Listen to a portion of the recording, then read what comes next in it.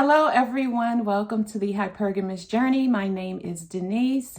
This channel is for mature women who would like to date and marry a man of a higher economic and social level than themselves.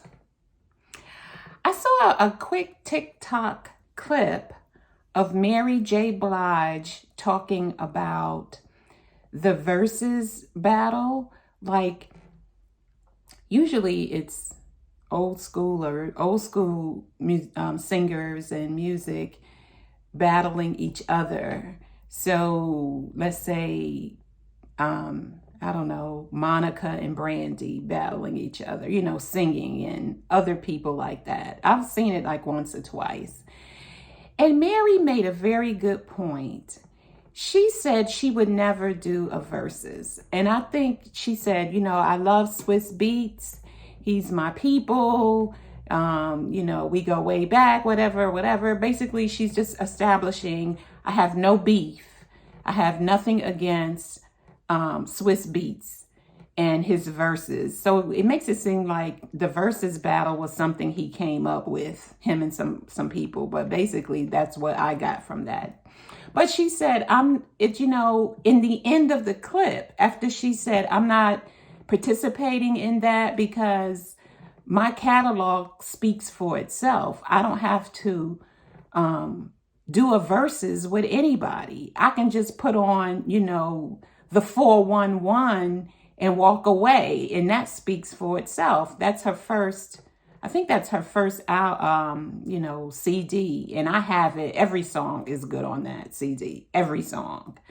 So I get her point, but toward the end of the clip, she said, I don't believe in this Verzuz, the competitiveness of it.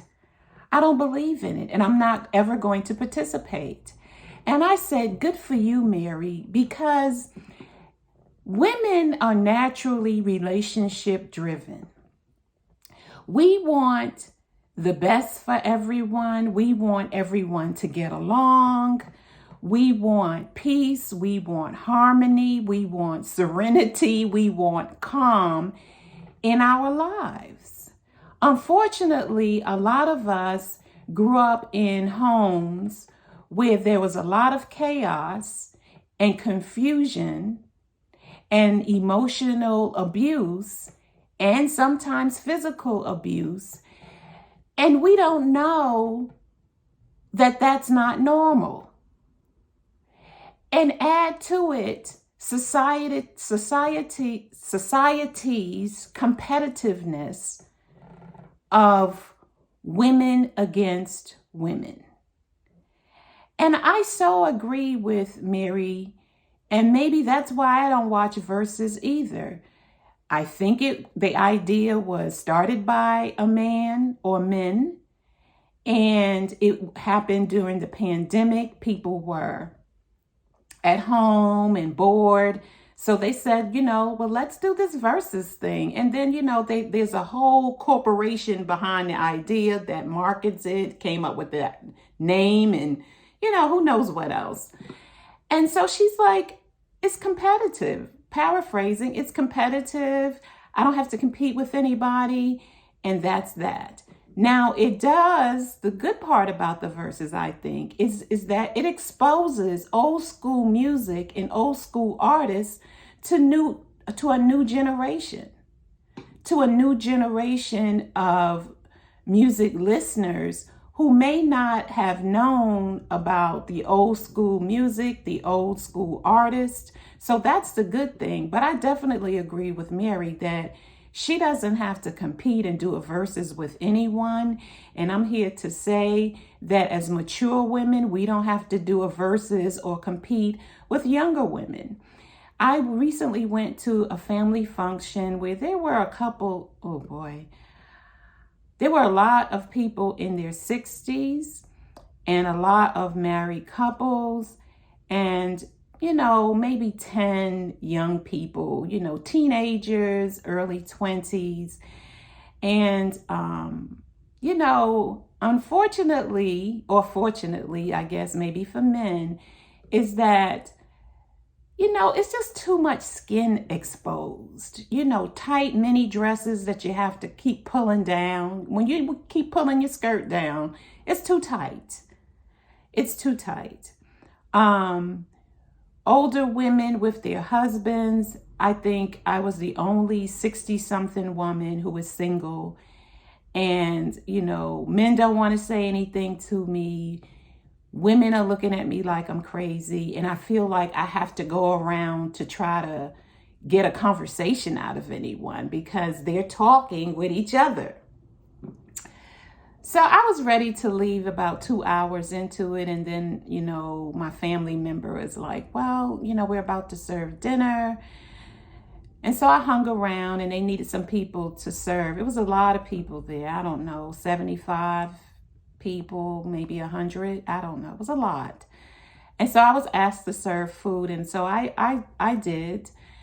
And after that, I was ready to go. And so, I always look at myself to say, okay, well, what could you have done differently? And maybe I could have been, started a conversation with a woman and sat next to her and all of that. But it didn't seem like there were really any seats left. Like all the seats were just taken. All the seats were taken except where I was, which was kind of off from the people who knew each other, came together and that kind of thing.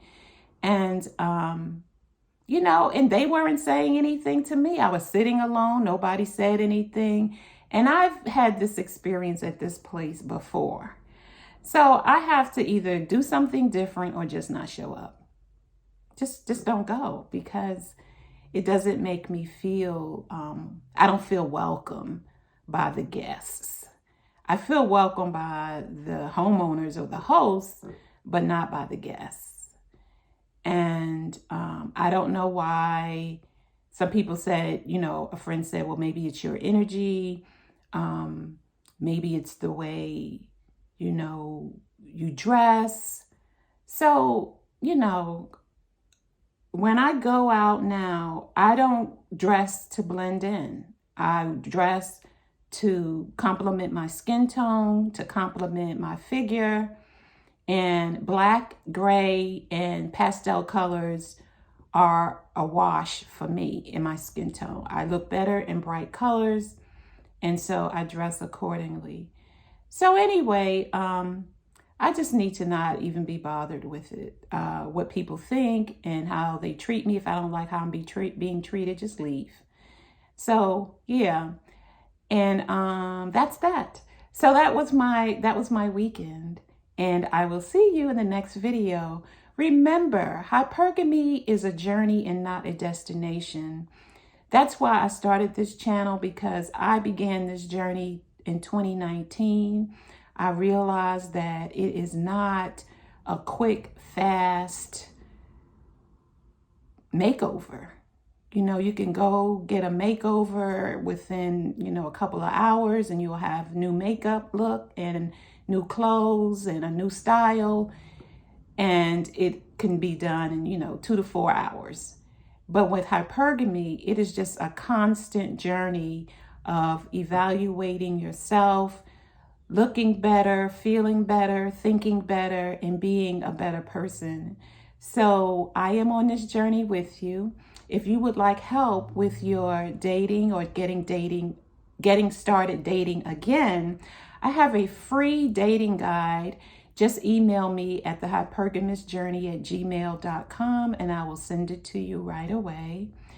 And I have Affirmation Journals, colorful and different sizes, on Amazon under the Hypergamous Journey. Check them out. Let me know what you think about them. And I will see you in the next video. Bye.